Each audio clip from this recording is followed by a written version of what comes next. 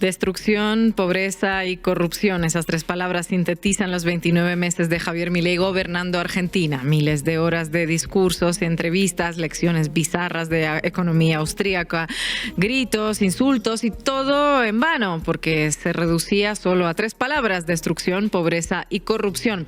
Destrucción de capacidades productivas, desempleo y pobreza para varias millones de personas, y corrupción para que se enriquezca el círculo de allegados a Milei y un reducido grupo de empresarios corruptos. ¿Quién se puede sorprender de que este sea el resultado? Javier Milei nunca ocultó que no hay cosa más importante que ganar dinero. El empresario es un benefactor. Dijo que entre el Estado y Al Capone preferiría a Al Capone, que la justicia social es una aberración y que la libertad se reducía a la libertad de movimiento del capital para entrar y salir de los países sin ser controlado. Con un poquito de maquillaje, con palabras un poco más agradables, estaba prometiendo lo que hizo: destrucción, pobreza y corrupción. Uno de los problemas en estos tiempos donde sobra ruido y manipulación en los medios de comunicación y en las redes sociales es nuestra capacidad de escuchar y de interpretación del mensaje. Tenemos que grabarnos, y en mi sección ponemos ejemplos todos los días, que los monopolios de comunicación existen para que seamos incapaces de comprender,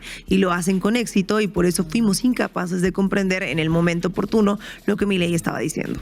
Hagamos entonces el ejercicio de traducir a Milei. Libertad de movimiento para el capital no suena mal, pero lo que estaba prometiendo en realidad era la destrucción de las capacidades productivas.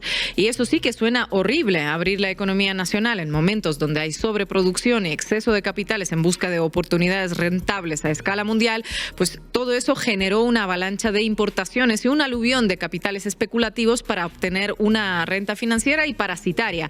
Entrar, ganar y luego salir llevando más de lo que trajeron. ¿Qué iba a quedar en el país? Bueno, menos que lo que había antes. El gráfico en pantalla, elaborado por los compañeros del MATE, lo pone en números. La economía real, es decir, la producción de trigo, de autos o sillas, generó 47.000 millones de dólares netos en exportaciones. Mientras tanto, la economía financiera consumió 69.000 millones de dólares, 22.000 millones más. El producto del trabajo de ese obrero que fabricó una mesa en una pequeña carpintería no se lo quedó él, ni tampoco está en el país. Probablemente esté en manos de algún fondo de inversión en Wall Street. El resultado de que el país pierda esos recursos es el cierre de 24.180 empresas y la pérdida de 290.000 empleos registrados. Se dice fácil, es un montón de gente. La contracara es este gráfico: retrocede el empleo formal, pero aumenta el cuentapropismo. El que se quedó sin trabajo o al que no le alcanza para llegar a fin de mes, si tiene auto o moto sale a hacer Uber, y si tiene bicicleta a repartir pizzas. Y ya se imaginarán que la economía de un país no puede ser un gigantesco delivery precarizado. Un tilde por ahí. Javier Milei cumplió su promesa de destrucción. Vamos con la segunda traducción de Milei al castellano. Dijo que la justicia social es una aberración. Con apego estricto a la lógica más básica, podemos concluir entonces que la injusticia social no es una aberración. Y Javier Milei también cumplió con esa promesa. Ejemplos sobran. Vamos con uno. El salario de los empleados públicos perdió 23%. Cada trabajador dejó de percibir un acumulado de $8.500 desde que empezó este gobierno y hasta enero pasado. Hoy el número ya supera los $10.000. Lo mismo ocurre, solo cambian las cifras, con los jubilados y con los empleados del sector privado. Todos perdieron ingresos. Si miramos la totalidad de la torta, nos encontramos con esto: más de 57.000 millones de dólares fueron sustraídos de los bolsillos de los trabajadores por el equipo de carteristas que dirigen el Ministerio de Economía, encabezados por el carterista en jefe Luis Caputo. El reverso de esta moneda es el endeudamiento de las personas que no llegan a fin de mes. El registro del Banco Central indica que 4.600.000 personas físicas y jurídicas figuran como morosos incobrables. Como el salario no alcanza para las cosas básicas, se terminan comprando con tarjetas de crédito, pero luego no se puede pagar su saldo.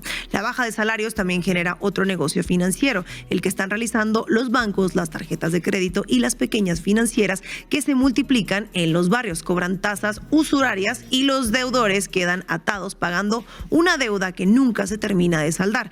Por cierto, Milei también desreguló las tasas de interés que pueden cobrar estas entidades. Cuando Milei decía que la justicia social era una aberración, estaba diciendo más para los grandes empresarios y menos para los sectores subalternos. Todo para pocos y nada para muchos. Segundo tilde, segundo éxito, segunda promesa cumplida. La injusticia social es una realidad más aguda cada día que pasa. Tercera traducción de Milei al castellano. Nada hay más importante que ganar dinero y entre el Estado y la mafia prefiere a la mafia. Entre Estado y mafia no hay dicotomía. Lo que hizo Milei fue llevar a la mafia a la cabeza del Estado. Si nada hay más importante que ganar dinero, la corrupción se vuelve una forma válida de acumular riquezas. El 3% para Carina, que ya mencionaba Marco. ¿Se acuerdan, no? Hago un resumen. La Agencia Estatal de Discapacidad realizaba compras con sobreprecios. Luego las droguerías que le vendían remedios repartían ese excedente en una red de corrupción que incluía el famoso 3% para Karina Milei. El sistema era administrado por una droguería que se llama Suizo Argentina y es propiedad de una familia, los Kovalivker. Papá Kovalivker tiene 80 y tantos años y dejó el negocio en manos de sus dos hijos, Jonathan y Emanuel, también conocidos como Tonto y Retonto. Ya van a ver por qué Tonto y Retonto fueron los encargados de tejer la red de corrupción que les permitió multiplicar su fortuna. Los Kovalivker fueron allanados por la justicia. La persona que vamos a escuchar es Florencia Pérez Roldán, la encargada de prensa del papá Kovalivker, y cuenta lo que ocurrió en esos días. Entregó su teléfono. ¿Lo tiró al río? No, lo tiró al río. Todos esa semana cambiaron 4 o 5 veces de celulares. Eduardo directamente lo tiró al río. Los hijos son muy estúpidos. Y como Jonathan ya había dejado la casa el día anterior, lo llama a Emanuel para que la vaya a ayudar a la policía, que no rompan todo, la puerta, etcétera, etcétera. Y Emanuel no tiene mejor idea que sacar la plata que había en la caja fuerte, que eran los $260.000, porque tenía miedo que hubiera un segundo allanamiento. Y en vez de dejarlo en su casa, plantarlo en una maceta, se fue directo al country de Jonathan. Y ahí es donde lo retienen y le pesquisan el auto. Son Tonto y Retonto. A ver. Y si te cuento otra, pero please off the record, Eduardo tuvo el mismo miedo y él tenía $50.000 en su casa. ¿Qué hizo? Lo llevó a la casa de la hija limpiando, lo tiró, terminaron los tres en el contenedor buscando la cajita con los $50.000. A ese nivel. Lo escucharon, ¿no? Cambiaron de celular 4 o 5 veces, tiraron $50.000 y terminaron adentro del contenedor de basura abriendo bolsas para encontrar la plata. Dijimos antes que los grandes medios de comunicación existen para que no seamos capaces de comprender, para confundir y para desinformar. En otro audio, Florencia Pérez Roldán cuenta quién le avisa a las 4 de la mañana que iban a allanar la casa de los Kovalivker. Escuchen eso. El 22 a las 4 de la mañana, había pasado ni 24 horas, me llama Feynman. Están por allanar, le digo, please, dame media hora que me pongo en autos y te hago un comunicado.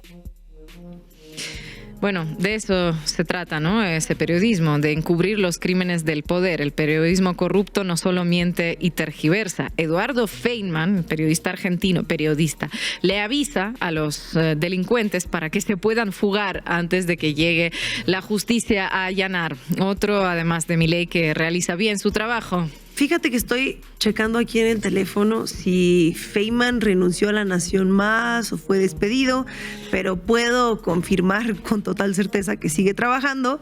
Pues vamos a decir que de periodista, no sé. Campana, una gran palabra le decimos en Argentina, ese que se queda afuera cuando hay un robo para avisarle a los que entran por si aparece la policía y tienen que volar. El campana es el que avisa. ¿Dónde terminaba el dinero que robaban los Kovalivker? Bueno, la foto es la colección de Porsche que se encuentra en una mansión en Nordelta, el barrio privado más grande del país. No sabemos si el Porsche es del tonto o si es del retonto, pero no es la única colección. Papá Kovalivker tiene otra, pero al señor no se le antoja Porsche, se le antoja Ferrari. Allí lo pueden ver arriba de un ejemplar antiguo. Vamos a pasar en limpio para quedarnos con el carozo de lo que estamos contando. El dinero robado a la Agencia de Discapacidad terminó en manos de esta gente para que pueda ampliar su su colección de Porsche y de Ferrari. Tercer tilde, nada hay más importante que acumular dinero, y Milei cumplió con su tercera promesa, la de multiplicar la corrupción. Mientras esto pasa, las obras sociales están desfinanciadas y el PAMI, que es la obra social de los jubilados, recorta servicios y cubre menos medicamentos. Se multiplican los testimonios de los médicos que cuentan triste, pero muy tristemente, que los jubilados preguntan qué medicamento pueden dejar de tomar sin que implique morirse, ya que no pueden comprarlos todos. El dato más dramático en la realidad social es otro. Históricamente, la principal causa de muerte no natural fueron siempre los accidentes viales. Ahora fue superado. Los suicidios explican el 40% de las muertes no naturales. La misma postal la podríamos reproducir en todos los ámbitos. Las provincias están desfinanciadas, a las universidades no llegan los fondos que corresponden, la obra pública está parada, el transporte público redujo su frecuencia en un 30% y la infraestructura se va degradando. El periodista Roberto Navarro escribió el domingo que las empresas de logística tienen sobrecostos del alrededor del 8%, 7,8%. Uno de los motivos es que los camiones se rompen por el estado de las rutas. Otro de los motivos es el incremento en el valor de los combustibles. El gráfico que ven en pantalla muestra la evolución del precio de la gasolina comparado con Estados Unidos. Argentina está un 40% más caro, aunque es un exportador de petróleo. Y aquí Milei sí incumplió una promesa de campaña. Era el topo que venía a destruir el Estado y a bajar los impuestos. En el caso de la gasolina, bueno, los duplicó. Antes eran del 10% y ahora llegan al 20%. Pero claro, esa promesa era un tema menor, nada importante. Lo realmente importante era multiplicar la destrucción productiva, la pobreza y la corrupción. Su gobierno es un éxito, cumplió con las tres.